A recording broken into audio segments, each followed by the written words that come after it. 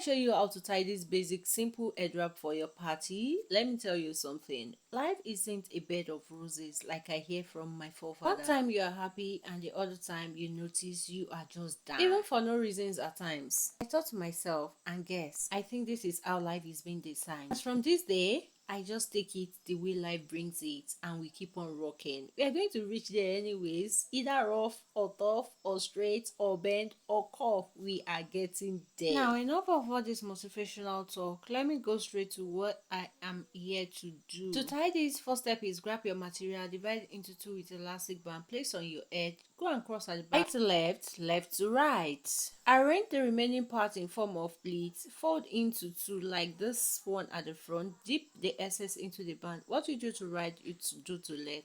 Now you bring out the angles out, match them together at the center and wrap up with a pin. If that is achieved, you come to the side and pin the both sides down by your pin. If that is also achieved or more, you are ready for that party.